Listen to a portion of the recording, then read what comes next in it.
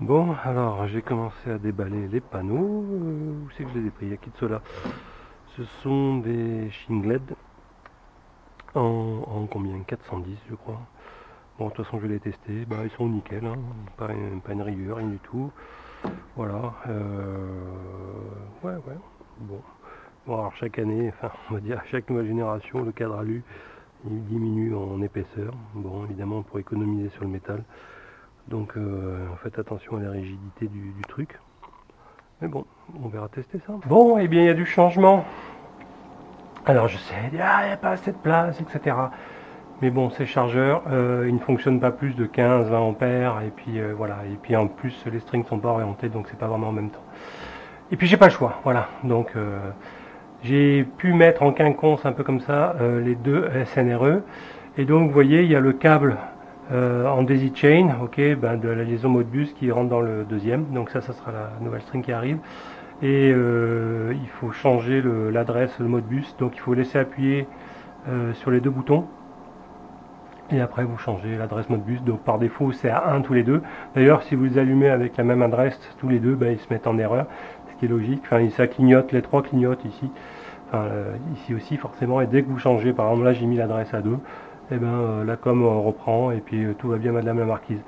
Donc là du coup je vois un peu les écrans, etc. Attends, je peux enlever le cache, voilà, les deux 60 ampères. Et comme je vous ai dit, je les fais fonctionner à pas plus de 20-25 ampères. De toute façon, c'est pour quand il fait pas beau. De toute façon, je les allumerai même cette string là uniquement quand il fait pas beau. Et des trucs comme ça. Donc voilà, donc je suis assez content. Du coup, j'ai recablé. Il y a un peu moins de fils, j'ai réduit un peu les fils et machin. Ah, j'ai utilisé les Knipex en 25. Oh là là, je vais vous montrer là ceux-là.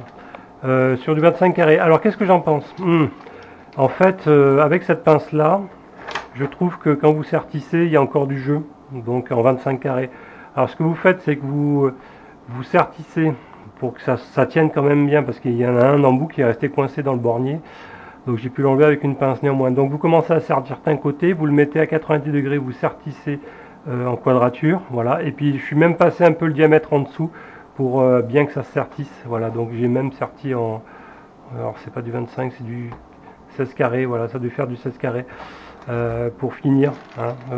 Bon, sinon ça va, c'est propre et tout, je suis content. Du coup, je suis en 25 carrés dans le pire des cas, jusqu'au bus bar, et sinon je suis même en 50 carrés, pour celui-ci sera en grande majorité en 50 carrés. Voilà, bon, je suis assez content, c'est assez propre, je vois tout ici, alors je sais que c'est chargé, mais tout, vous voyez, j'ai agrandi ici des trous, voilà. Et elle va me dire oui mais là ça souffle, et oui mais là ça souffle et là ça aspire. Donc elle va me dire oui mais l'archaud va remonter. Bah oui, qu'est-ce que je vous dise, j'ai pas le choix. Et puis en été de toute façon il fait le solaire marche tellement bien que ceux-là ils vont quasiment pas fonctionner. Donc ça sera en string hiver et quand il fait frais. Bon et bien voilà, la quatrième string est installée. Donc il est assez tard, enfin la nuit, enfin, le soleil commence à tomber. Et donc du coup je profite de la lumière rasante, là je produis encore 500 watts ici. Là ils sont déjà à l'ombre, la troisième string. Bon alors j'ai triché un peu, j'ai mis des cales en attendant, hein, voilà, bon à la guerre comme à la guerre. Et je vous ai dit il y a 3-4 points d'attache, mais c'est pas trop mal, on me dirait pas, il y a peut-être un demi-centimètre d'écart en hauteur, mais sinon c'est à peu près planiforme et tout. Non, je suis assez content, donc peut-être je couperai. Je vous rappelle que c'est très provisoire, hein. Ils vont rester là peut-être qu'en hiver et pendant un an et demi, tant que je fasse un garage qui sera par là, et après ils seront remis plutôt à l'horizontale, encore plus à l'horizontale que cela, par-dessus au niveau du toit de l'abri jardin, et du coup je reverrai le potager. Voilà, donc en attendant, ben là ils sont super bien orientés hiver, voilà, et bien une bonne chose de faite. Alors, on se retrouve devant les deux SNRE, donc ils produisent. Lui, il produit pas grand-chose hein, sur la troisième string, comme je vous ai dit. Mais alors, ce que je voudrais vous montrer, c'est la différence de mesure. Là, il est à 54,1 et là, je sais pas si vous voyez, 53,4, qui a quasiment 0,7 volts d'écart entre les deux. Ce sont les mêmes modèles, etc. Et même lui, il a un petit peu moins de câble jusqu'à la batterie. Donc je pense que je vais mettre les sondes de tension comme je vous ai parlé dans le test pour voir, pour équilibrer. En tout cas, j'ai réglé leur tension de bulk différemment, parce que celui-ci, il verra qu'il est chargé un peu plus tard, puisqu'il a malheureusement il a un offset négatif. Voilà, donc je vais voir ça. Et aussi, je me suis rendu compte que mon routeur solaire, la pince est branchée sur au niveau de l'entrée batterie, enfin l'entrée-sortie batterie, uniquement de l'Expert, et pas au niveau de la batterie générale. Ce qui veut dire que je pense que je pourrais récupérer des ampères au travers des chargeurs. Donc si je le mettais directement au niveau du 50 carré, au niveau batterie. Ouais, du coup, je peux être... ouais, donc ça, je ferai un test.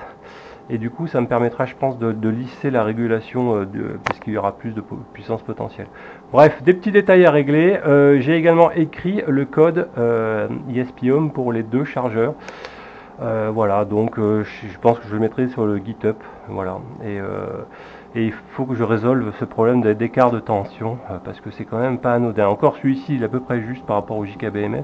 Autant lui, il est dans les choux, et j'ai pas trouvé, sauf erreur de ma part, comment régler les tensions, les offsets. Bon, à part qu'il y a les sondes de tension, là, les fils, les deux fils. Donc il va falloir que je dérive deux câbles, deux paires de câbles en 0,75 qui va jusqu'au bus bar.